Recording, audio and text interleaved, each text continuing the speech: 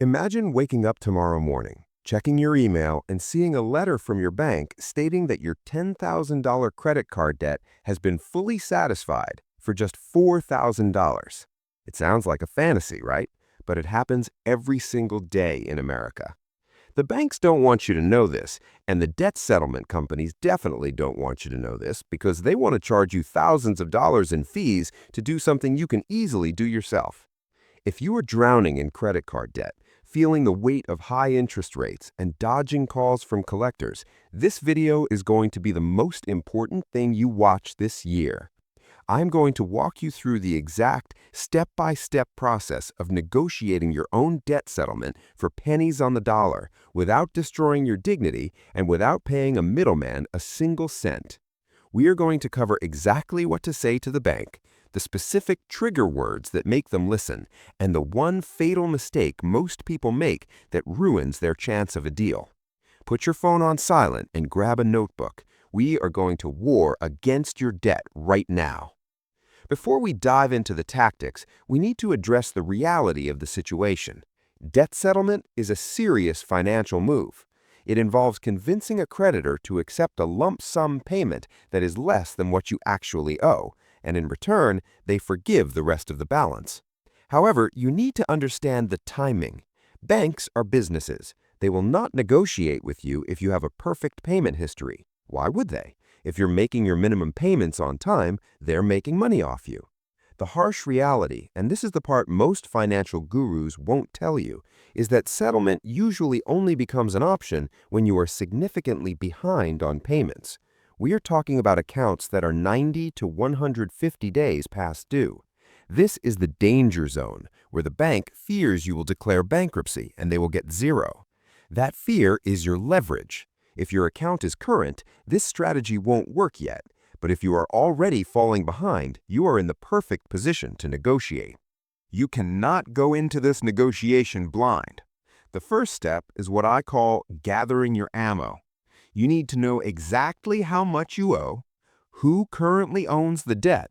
Is it still with the original bank like Chase or Amex, or has it been sold to a collection agency? And most importantly, how much cash you have access to right now. Settlement works best with a lump sum offer. Banks hate payment plans for settlements because they don't trust you to keep paying. They want cash today. A good rule of thumb is to aim to settle for 30 to 50% of the total balance. So if you owe $5,000, you need to have roughly $2,000 to $2,500 ready to go. This might mean selling some things, picking up a side hustle, or borrowing from family. Do not pick up the phone until you have a specific dollar amount in your mind that you can pay immediately. If you call them without money, you are just wasting your leverage. Now comes the scary part, making the call. But don't worry, you are going to handle this like a pro. You need to remain calm, polite, but firm. You are going to explain your situation using a specific narrative called financial hardship. You need to paint a picture. Tell them clearly why you cannot pay the full amount. Was it a job loss, a medical emergency, a divorce? Be honest, but be brief. Then you drop the anchor. You say something like this: I am facing a severe financial hardship and I'm looking at all my options, including bankruptcy. However, I have been able to scrape together some funds from family. I can pay you $2,000 today to settle this account in full. Is this something we can do, or should I look at other options? Did you hear that? You mentioned bankruptcy and other options. These are trigger words. The bank knows that if you file Chapter 7 bankruptcy, they get nothing. Getting $2,000 from you today is better than getting zero later. The representative will almost certainly say no to your first offer. They might laugh at it. They might say the minimum they can accept is 80%. Do not panic. This is a dance. You simply reply, I understand that is your policy, but $2,000 is literally every dollar I have available. If we can't make this work, I will have to use this money to pay another creditor who is willing to work with me. Then stay silent. The first person to speak loses. At this point, they might put you on hold to speak to a manager. This is a good sign. It means they are considering it. When they come back, they will likely give you a counteroffer. Maybe they come down to 70%. You can nudge up slightly if you have the funds, but stick close to your limit. If they agree to a number, for example, settling a $10,000 debt for $4,500, you must contain your excitement. Do not pay them yet. I repeat, do not give them your debit card number or checking account access over the phone yet.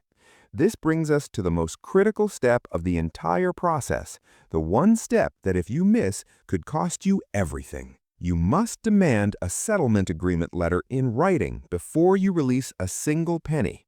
Banks and collection agencies are notorious for forgetting verbal agreements.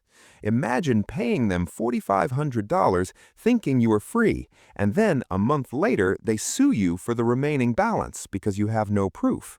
Tell the representative, please email or fax me the settlement agreement stating that $4,500 will be accepted as payment in full and that the remaining balance will be forgiven.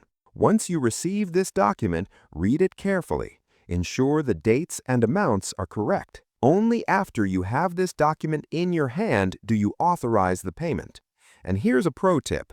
Never give them direct access to your primary checking account.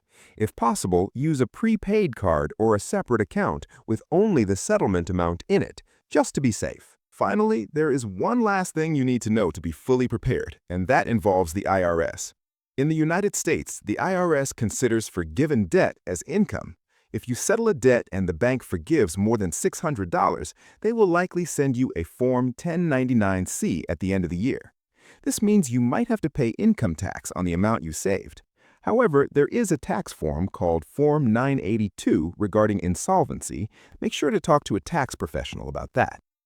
Negotiating your own debt is not easy, but it is simple. It requires courage, patience, and a little bit of cash. But the feeling of paying off a $10,000 burden for $4,000 is absolutely worth the uncomfortable phone call. You have the power to take control of your financial future. Do not let fear paralyze you. If you found value in this video, please hit that like button. It helps the algorithm show this to more people struggling with debt. And subscribe for more real-world financial strategies. Good luck with your negotiation. You've got this.